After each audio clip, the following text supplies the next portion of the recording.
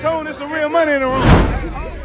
Dr. Tay G. What's good, my guy? How you doing, brother? Man, highly favored and blessed. That's what's up, man.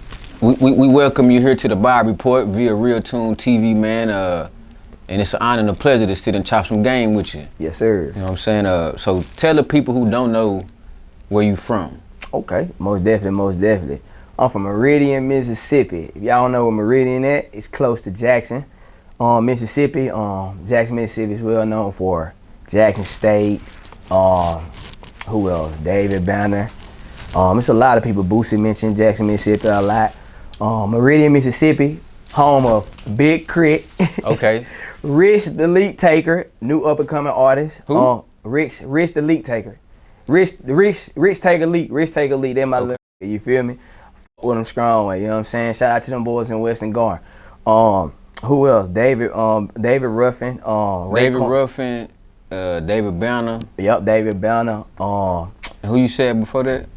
Rodney Hood, who played basketball. He's from Meridian. All them from Meridian. David Banner from Meridian? No, but David Banner from Jackson. From Jackson. So how far Meridian from Jackson? Like 80 miles. Okay. Like 80 miles. Where them boys, them two boys that was rapping? Forgot their name. Ray Sherman. Oh, Ray Sherman. They from Tupelo. Tupelo. Yeah, they up in the Delta where the clouds lowest to the ground, but them boys from Tupelo. So is Mississippi pretty much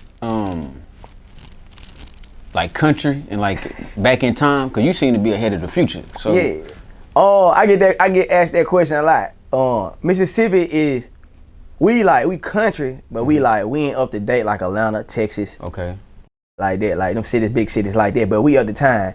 The question I get asked a lot is, do y'all got sidewalks? Like, yeah, we got more sidewalks. We got more sidewalks. We got everything y'all got except for like skyscrapers and shit like that. You know what I'm saying? But yeah, we up in time. Like we up in time. But what I would say up in time is if you don't go to college or you don't leave outside of Mississippi, you ain't gonna know the new ways or new things that are going on. You'll be lost in the sauce when you go to cities like Dallas, Houston, shit like that. So, do you think that the government in Mississippi is purposely like keeping things from coming that way? Because if you Mississippi, Louisiana, Alabama, you can really get lost in time in some of those places, man. Why do you think it's like that down there? I think it's like that because that's that old money. You ever heard that saying? Yeah, for sure. That's that Confederate money. That's a Republican state. So most people, y'all know to hear shit about Alabama, Mississippi, Ku Klux Klan members, all that. That's still going on.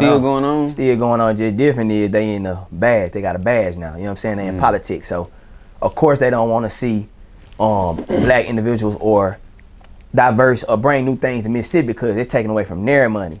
You know what I'm saying? So they want to keep everybody in the bind, keep them in the box outside the world like that. Where you live at now? I live in Dallas. You had to get up out of there. I had to get up out of there, man. I moved to Texas in 2021. Moved to Texas in 2021 right after I graduated from Jackson State. Congratulations. Appreciate that, my guy. Appreciate that. My first stop was San Antonio, man. And then I said, can't do San Antonio, so I had to move back to Dallas. San Antonio? What you go there first for? San Antonio, I went there as a project manager. I was working for the Department of Defense. So I got a security clearance as an engineer, working for the Army. Went there, they paid everything. I was living in the Stone Oak area in the hills of San Antonio next to Six Flags. Pretty much working for the military, going across the world, building kitchens, playgrounds for all military kids. Project manager? Project management, So it's like I'm the big dog, all the contractors and stuff come to when it's time to finish the project. Like I approve everything. So say for instance, if we land a road on a military base and we got a deadline, if you don't meet that deadline, I'm on your and I check off on everything. So my ex-wife was in the military for like 18 years in the Army, and they used to have these guys that would go to like Kuwait and these different countries, and they'll go over there and they'll stay for a few months, and the boy come back with like 300,000, 200,000. What is that? That's tax-free money. Just like I was in the Navy. So when you go overseas, everything's tax-free. And when you on orders and stuff, you're not spending money like that because you're constantly working a 9 to 5. Well, you working your job. You get up, you do PT at 5:30. Around about 4, 5, 3 o'clock, you off, and you really ain't got nothing to do because you can be on call at any time because you overseas, you on orders, doing things. So you pretty much stacking your money and you get lost in time because time is different over there. And you be like, man, God, you feel me? So all you doing is sending money back over to your home people and you stacking money. So yeah, that's why. Already. So what was it like growing up in Meridian? Man, Meridian, Mississippi, it was country. Country, it was tough. I wouldn't say it was tough, but it made me who I am today. Made me and my homeboys and everyone I consider my brothers, individual go-getters. We knew one thing: either you gonna play football, military, or you gonna got rap, or prodigy got just lead. You know what I'm saying? So we had to grind and get it. It was easy. You know what I'm saying? It was easy and hard, but for me, it was like I grew up on tough love.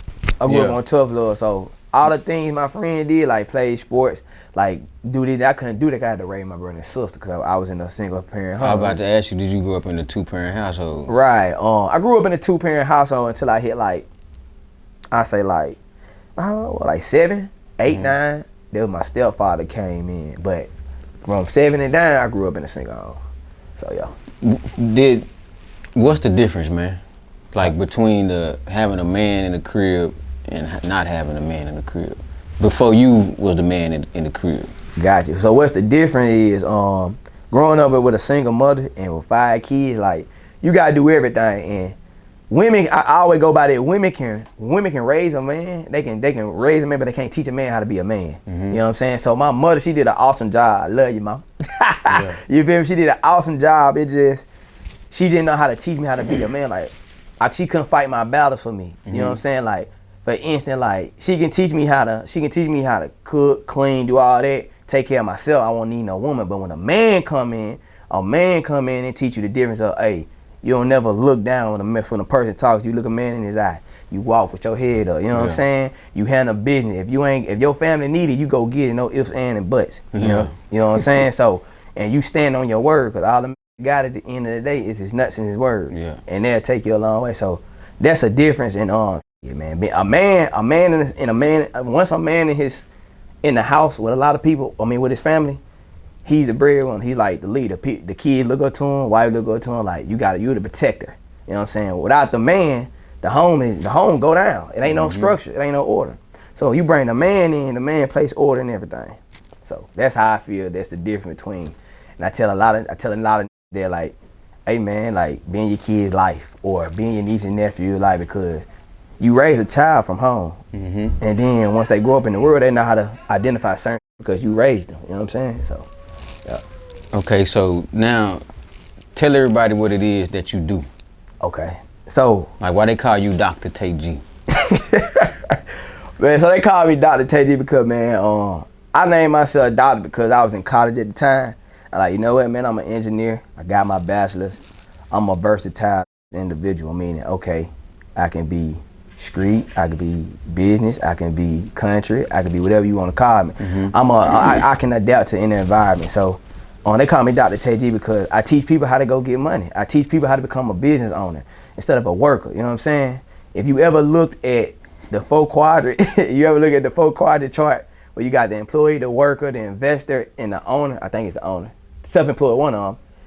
That right there will tell you what type of life you're gonna have, you know what I'm saying? So look at that quadrant, look at that, you know what I'm saying? So I pretty much take people and I show them how to use credit, use the bank's money, what the white folks doing. I take that back, what the Caucasians doing. I want to correct myself. What the Caucasians doing and other people doing and making money, because I feel like, hey, if they can do it, we can do it. And us as African Americans, man, we better than that. Like, I'm tired. I grew up tired of seeing my people in poverty, not knowing how to go get loans, not knowing that people can go and they got to go ask for cosign. I got tired of that. So I was like, man, let me get back to the world. You know what I'm saying? Let me get back to my people showing, hey, we can do this. You feel me? It's okay. You can do what I'm doing. You can make money doing what I'm doing, helping other people, because once you got something that's an asset to others, you know what I'm saying, that you can sell and someone needs, you're going to always make money. So that's pretty much where Dr. Tay G come from. I take any individual and I put them in a position, and then I just turn them up. I don't care if you're an online coach, you sell hair, you're a rapper, you're a trapper, I'm keeping the G. I'm gonna tell you how to be a businessman, you know what I'm saying? So, yeah. So, how did you get into the financial field? as deep as you are into it, how did you get into that? We know what you do now, but how did you get there, Doc? How did I get there? So you want me to break it down to steps? So do what you want to do. Okay, bad. So how did I get in the financial field, man? Man, like, they need to hear this. Alright, so this is how I got in the financial field. I am, man. First of all, you gotta look at your current situation, and you gotta look at what you want to be at in life. Okay. You gotta ask yourself 2 questions. Do I want to move? Do I want to level up? Do I want to stay in the same position? Do I want my kids to go through this? You know what I'm saying? So you gotta start making what's called sacrifice. Secondly, you gotta educate yourself. It's not cool being ignorant. It's not cool being a dumb. You know what I'm saying? Most thing I ask an individual all the time, "Did you read?" Man, I read. I'm like, okay, tell me a book you read. Most don't read. You gotta read. Second thing you gotta do is you gotta get you a mentor. What I mean by mentor, let me pause it right here. What I mean by mentor is go get you someone who's gonna lead you in the direction that you want to be. Meaning, if you see me and you see I'm driving in the C8s, or you see me driving in the big dogs, or I'm flossing and doing all that. I'm flossing and doing all that, you know what I'm saying? And you wanna get in and you wanna be in my same position, you gotta pretty much get around people like that. Don't go for mentors who, how can I say this? Don't go for mentors who pretty much don't want to see you do better than them, because one thing about mentorship, your mentor is gonna always want to see you succeed for them, and you're gonna always succeed for them. You're gonna always oversee for them. You know why? Because every time you give gain to someone, every time you get gain to someone, they're gonna outdo it better than you. That's life. That's life in anything you do. For instance, the boxing game. So what about what about the 48 laws of power when they tell you never outshine the master, Dr. Tay G? That is true. You never outshine it. That is true. Now, let me brag. In my opinion, this is how I feel like the 48 laws of power meant by that. What I mean about outshine the master is, if I'm doing credit, and I got a mentee come up, and they know that I'm doing a credit repair for $1,500, and I teach you everything I know, you come up and you do credit repair for $1,500, or you try to do this, or you be trying on some hang. That's my opinion on outshine the master. Like, everybody play their role, P-R-O. Like, I don't know, if I don't know nothing about rap, I'm not finna go over there and try to outshine people in rapping or act like I do. So that's my opinion on the 48 laws of power, but that is true. Don't ever outshine your master, because one thing about the master, he teach you something, but he don't teach you everything. Mm-hmm. You know what I'm saying? So that's what I get from that, you know what I'm saying? So that's why I got from that perspective on how to get to the, on 48 laws of power, but how to get to the next level, man, get your mentor. Once you get your mentor, you gotta make sacrifices, bruh. Your homeboys, your family, they all gonna doubt you. They ain't gonna see your vision until you there. Then when you there, they gonna ask you, and you gonna tell them, hey, I've been telling y'all this the whole time, you know what I'm saying? Fix your credit. What I mean by fix your credit, go read it, go get it, go clean your credit up. Go to Identity IQ. That's your FICO 10 score, not Credit Karma, bruh. Everybody think Credit Karma is your real credit score. Credit Karma ain't your credit score, okay? It's a Vantage 3.0 scoring system that ended back in 2015, 2014. They don't give you your accurate credit score. Identity IQ, Experience, Smart Credit, they give you your real credit score. Once you get your credit score where it want to be, clean it, build it, everything, you then sit back and ask yourself these 3 questions. What can I do? What can I do to help me flip this investment I'm finna go get from the bank? You know what I'm saying? So you go get your credit card, boom. Once you take your credit card, you go find something you wanna start a business in. For instance, I just got the idea of this the other day. I was in the barbershop getting chopped, and my barber like, man, I'm finna open up me a barber school. Like, open up a barber school, open up a barber shop ain't nothing. You know what I'm saying? Like 20,000. All you need is heads to cut. You go get approved of a AMAX card or let's see, a Discover card for 20,000. Take the Discover card for investment. Don't mess off on it. Buy it. Go buy go find out how to go get a barbershop. You say don't mess off on it, Doc. Mean don't spend on it. Like, what I mean by don't mess off on it is, it's a such thing as good debt and old debt and bad debt. Don't go into bad debt, meaning buying design or buying all type of shit, flossing. Go take that and make it an asset. Like, what you got it on? Oh, see, we're gonna get to that. That's marketing. We're gonna get to that. See, it's levels to these shit. It's levels to these shit, but we're gonna get to that now.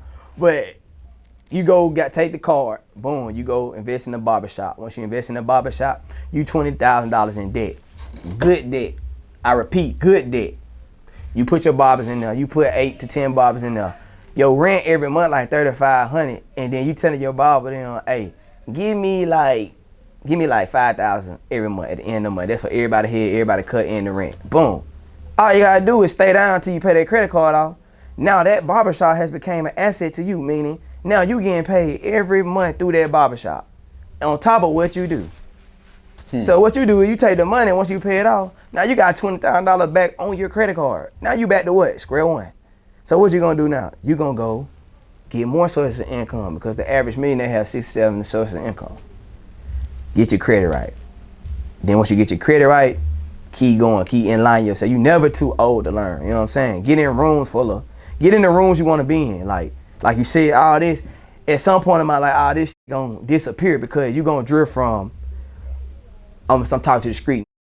You gonna drift from a street, you gonna drift from a businessman, then you gonna drift to a Jay Z or PD or P. Diddy or Big Dog type, J Print type. You know what I'm saying? You gonna be on some presidential shit, and this shit ain't gonna matter no more, because you know what you got. You know what I'm saying? This part of the phase. So that's what I would say my financial success, my steps to financial success. And another thing, man, keep God or Allah first. Whoever you believe in. You can't get nowhere in their life without God.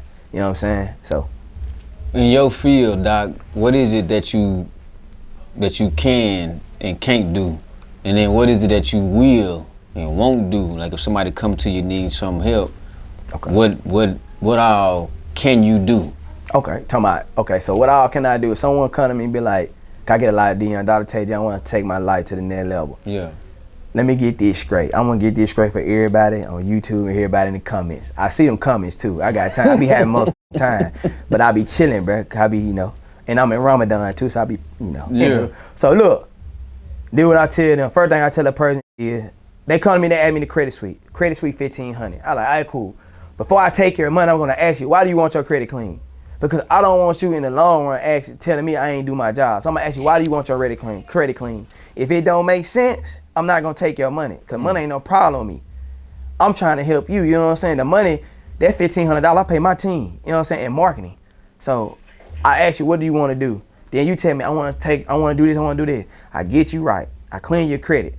I clean out derogatories, I clean out late payments, bankruptcies, student loans, child support, you name it. You can clean up some child support? You clean up child support, because guess what?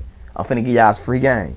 If you got a child support is a debt collection.